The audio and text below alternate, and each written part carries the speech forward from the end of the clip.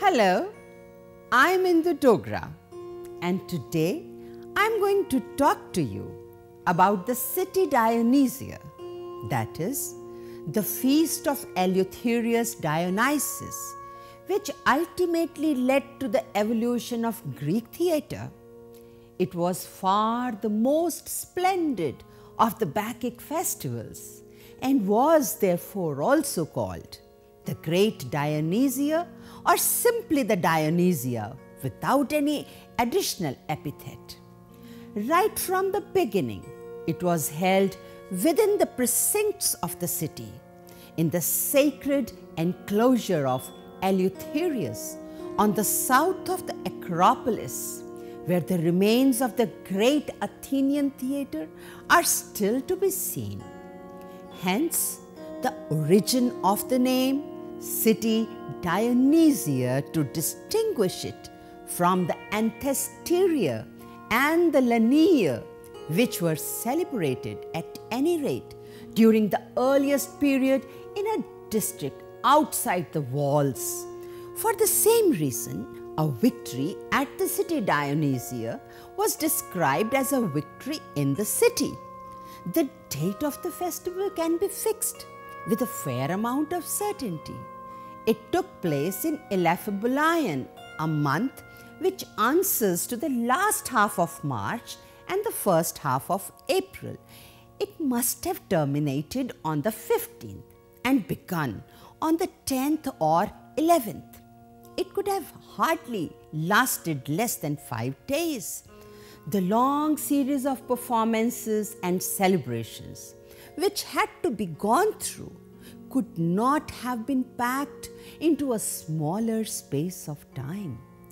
Whether it extended to 6 days is a point that cannot be determined. Before proceeding to describe the dramatic part of the performances at the City Dionysia, it may be appropriate, first of all, to collect together such information as is attainable concerning the general character of the festival. Dear students, it was held at a time of year when the spring was just commencing and the sea had again become navigable. Occasionally, stormy weather interfered with the proceedings. In the time of Demetrius, the procession through the city was prevented by a heavy fall of snow. But the winter was generally at an end. The city was full of visitors from all parts of Greece. During the period of Athenian supremacy, it was at this season of the year that the allies came to Athens to pay the annual tribute. Ambassadors frequently chose this time for the transaction of public business. Crowds of visitors were also attracted to Athens, merely from a desire to see the splendors of the festival. The consequence was that the streets were thronged with strangers, and the city presented an animated appearance, which was a marked contrast to the quietness of the winter festival of the Lania. The Athenians were glad of the opportunity of displaying the magnificence of their city before such a vast concourse of foreign Greeks.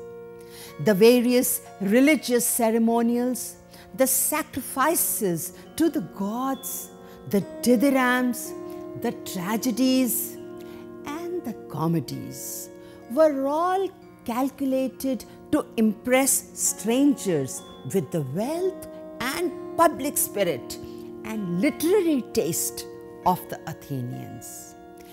In addition to the ordinary proceedings of the festival, 1 or 2 ceremonies of a striking character were introduced for the express purpose of emphasizing the power of Athens in the eyes of the visitors. At the commencement of the performances in the theatre, the tribute collected from the allies was solemnly deposited in the orchestra in the presence of the assembled multitude. On the same occasion, the herald made an announcement concerning the crowns which had been bestowed by the foreign states upon Athens or upon Athenian citizens. The crowns were brought forward and laid in the orchestra beside the tribute. By scenes of this kind, the festival was made an occasion for glorifying Athens in the presence of foreign Greeks. In the 4th century, after the fall of the Athenian Empire, the political splendor of the city Dionysia came to an end. But the magnificence of the spectacle and the vastness of the gathering do not seem to have been in any way diminished. Visitors were attracted from all parts of Greece, not by political business, but by the dramatic exhibitions. Demosthenes speaks of the multitudes of strangers who were present, and Aeschylus describes the audience at the city Dionysia as consisting of the whole Greek nation. Though Athens was shorn of her political power, the crowds which continued to attend the festival testified to her unimpaired supremacy in art and literature. Well, on the first day of the festival, there was a grand religious procession in which the ancient statue of Dionysus Eleutherius was carried through the streets with great pomp and ceremony. This statue, according to tradition, belonged originally to the people of Eleutheria, a border town between Attica and Boeotia, but had been afterwards transferred to Athens and placed in the sanctuary at the foot of the Acropolis. The procession was instituted to commemorate this sacred event and to symbolize the introduction of the new cult. Every year, at the commencement of the festival, the image was taken out of its shrine and carried solemnly along the road to Eleutheria as far as a certain temple near the academy. On its return, it followed the same road which it had taken formerly when making its first entrance into Athens. The procession was one of the most brilliant spectacles at the city Dionysia. Athenians of every class, men, women, and even girls, made a point of being present to witness or take part in it. Vast crowds filled the streets, and the casual encounters which took place on these occasions often served as a foundation to the plots of the new comedy. The members of the procession wore brilliantly colored garments and ornaments of gold. Many of them had their faces covered with masks. Some were in chariots. Others walked on foot. Conspicuous among the train of people were the canapheri, young virgins bearing upon their heads the baskets containing the sacrificial implements, and the Ephebi with their shields and lances, who acted as an escort to the statue. The choregi to the different choruses were also expected to attend. Demosthenes, when he was a choragus, had a golden crown and mantle made specially for use at the procession.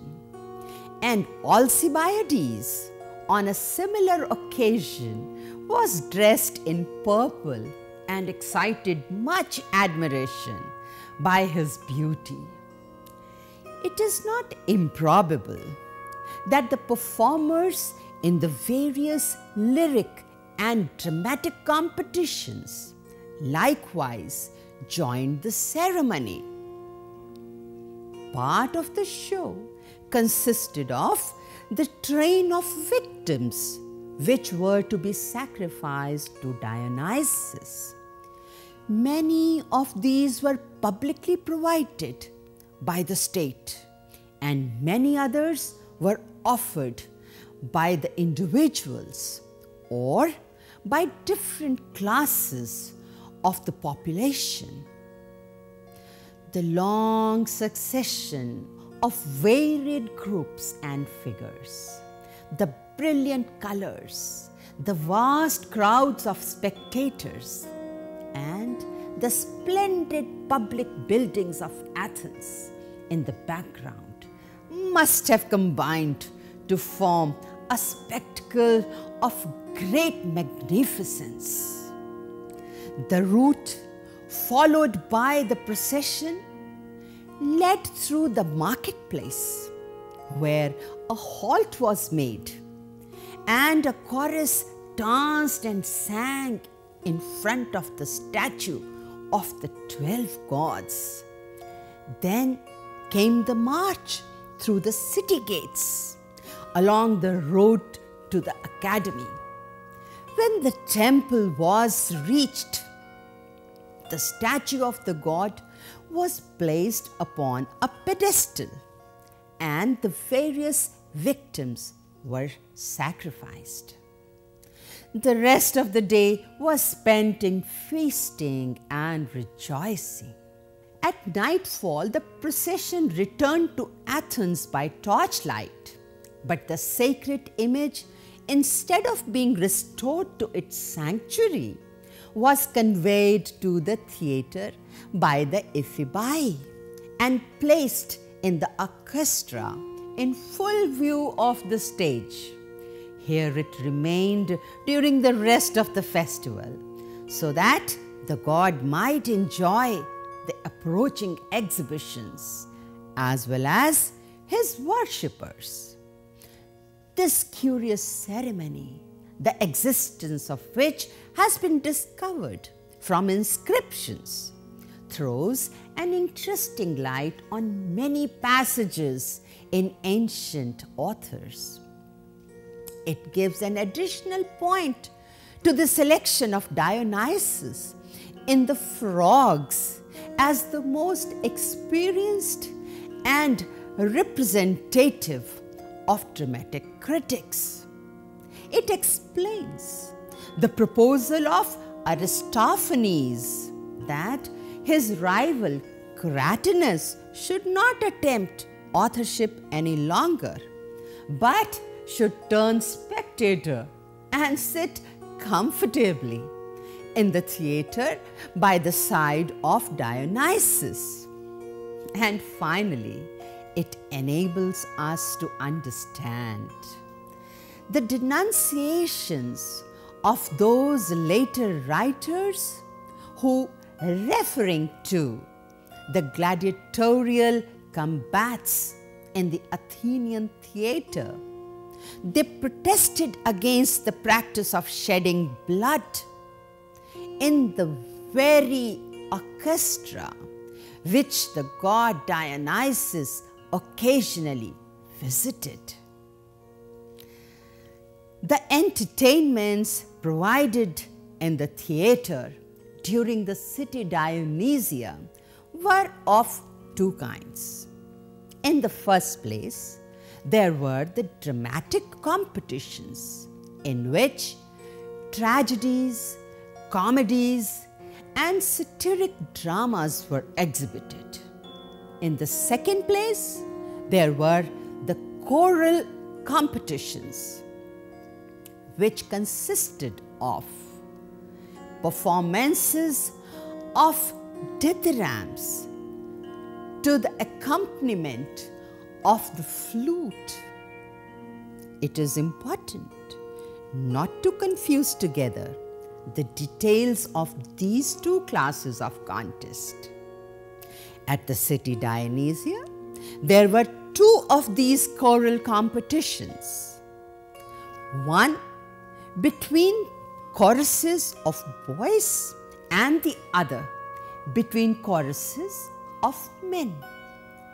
The choruses were called cyclic choruses because of their circular form in which they stood. Each of them was composed of 50 members. There were 5 choruses of boys and 5 choruses of men, and each chorus was supplied by one of the 10 tribes of Attica. In this way, all 10 tribes took part in one or other of the two competitions. The important point to remember in regard to these dithyrambic choruses is that the contest in which they were engaged was essentially a tribal one. In the dramatic competitions, the rivalry was confined to individual poets and choregui. Both choruses and choregui were selected indiscriminately from the whole population, but each dithyrambic chorus represented one of the 10 tribes. Its choragus was a member of that tribe. The singers were exclusively chosen from the same tribe. The victory of the chorus was a victory for the tribe to which it belonged. The prize of victory, the tripod, though presented to the choragus and erected in some public place at his expense, was regarded as appertaining equally to the tribe. In the records of victories with dithyrambic choruses preserved on the inscriptions and elsewhere, the name of the tribe to which the chorus belonged is always given in a prominent position. On the other hand, the records of dramatic victories give merely the names of the choragus, the poet, and the principal actor. There is no mention of any tribe. It follows that the tribes had nothing to do with the dramatic contests. The authority who superintended the whole was the archon, to whom the poets had to bring their plays for reading. If the pieces were accepted and the chorus granted, the citizens who were liable for the choregia undertook at their own cost to practice and furnish for them one chorus each. The poets whose plays were accepted received an honorarium for the state. The state also supplied the regular number of actors and made provision for the maintenance of order during the performances. At the end of the performance, usually 5 persons were chosen by lot from a committee nominated by the Senate to award the prizes, that is, agonothito, and bound them by oath to give their judgment on the plays, the choregui, and the actors. The poet who won the first prize was presented with a crown in the presence of the assembled multitude, the highest distinction that used to be conferred on a dramatic author at Athens. The victorious choragus also received a crown with the permission to dedicate a votive offering to Dionysus. This was generally a tripod, which was set up either in the theatre or in the temple of the deity or in the street of tripods, so named from this custom. An inscription put on it recorded the event. The actors in the successful play received prizes of money besides the usual honoraria. From the time of Sophocles, the actors in a play were 3 in number. They had to represent all the parts, those of women included, which involved changing their costume several times during the performance. The 3 actors were distinguished as protagonistes, deuteragonistes, and tritagonistes, according to their importance of their parts. If the piece required a 4th actor, which was seldom the case, the choragus had to provide one. The choragus had also to see to the position and equipment of the persona mutii.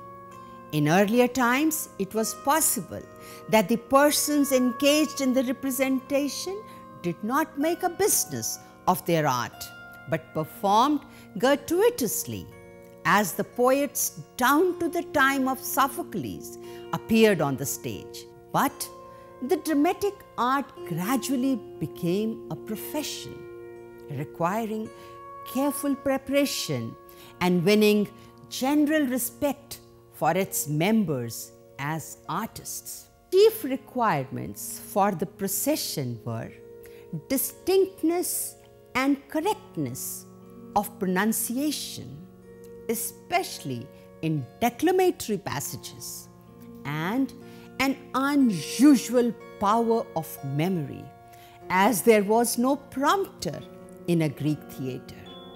An actor had also to be thoroughly trained in singing, melodramatic action, dancing, and play of gesture. The latter was especially necessary, as the use of masks precluded all play of feature. The actors were, according to strict rule, assigned to the poets by lot, yet a poet generally had his special protagonistes on whose peculiar gifts he had his eye in writing the dramatic pieces. The Athenian tragedies began to be known all over the Hellenic world as early as the time of Aeschylus.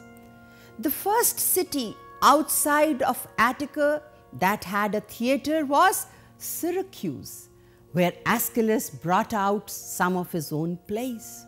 Scenic contests soon began to appear as part of the religious festivals in various Greek cities and were celebrated in honor of other deities besides Dionysus.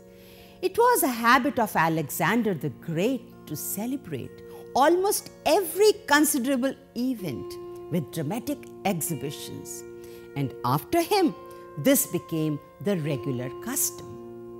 A considerable increase in the number of actors was one consequence of the new demand. The actors called themselves artists of Dionysus, and in the larger cities, they formed permanent societies, that is, synodoi, with special privileges including exemption from military service and security in person and property.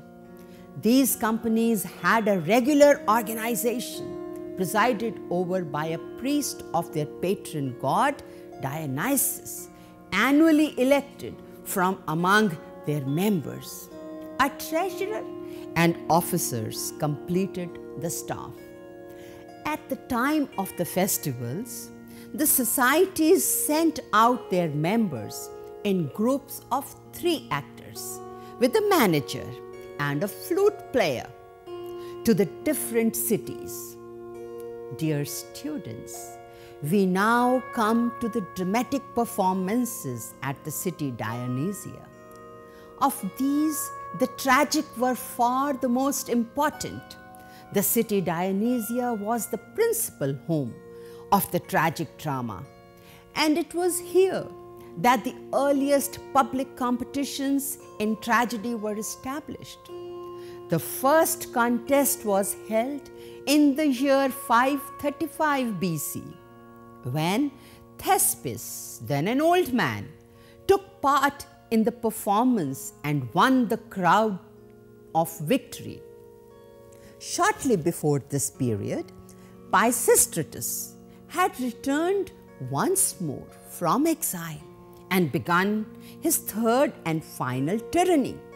The regulation of tragic contests must therefore have been carried out under his auspices.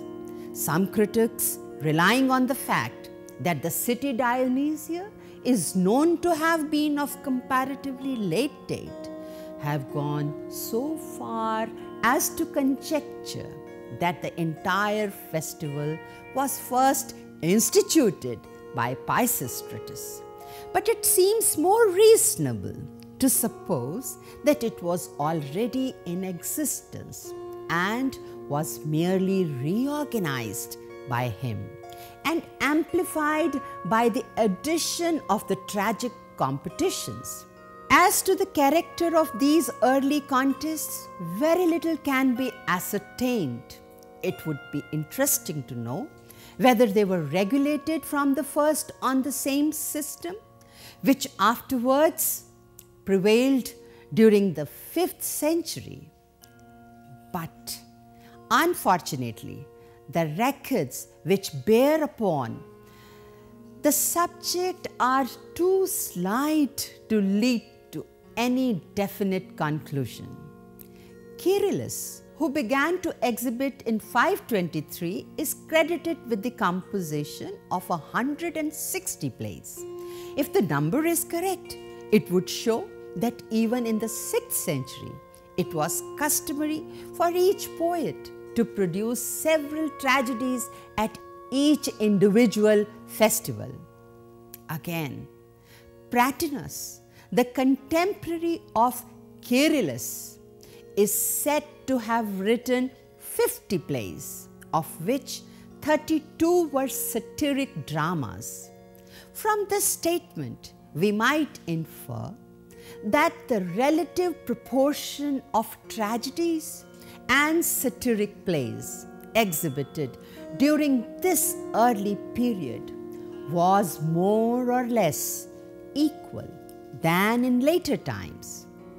But the inference is rendered doubtful by the fact that the number of dramas ascribed to Pratinus may represent not the total number which he even wrote, but merely the number which happened to be preserved in his name by the grammarians.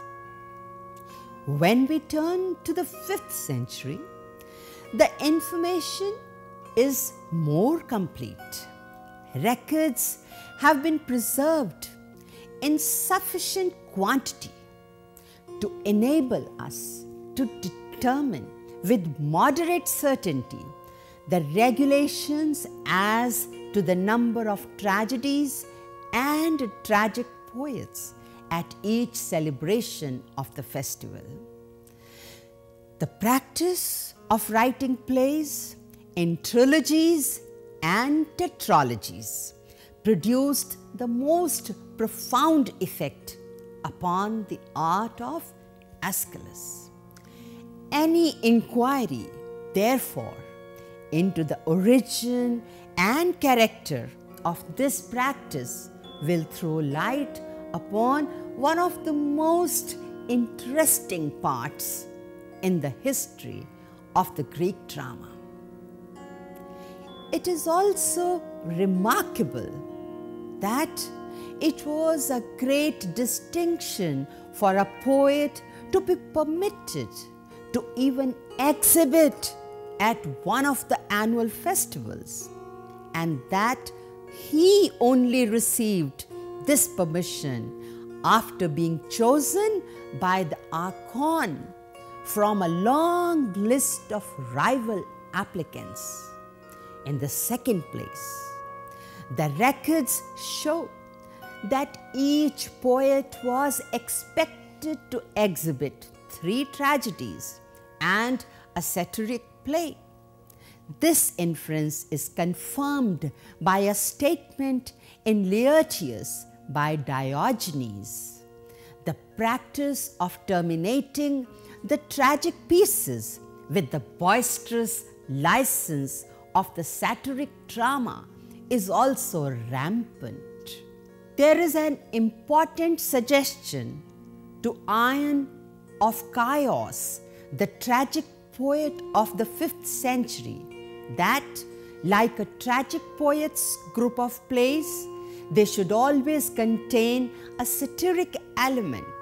It is noticeable that on one occasion, Euripides substituted the Alcestis, a short tragedy with a tinge of comedy about it, for the usual satiric drama.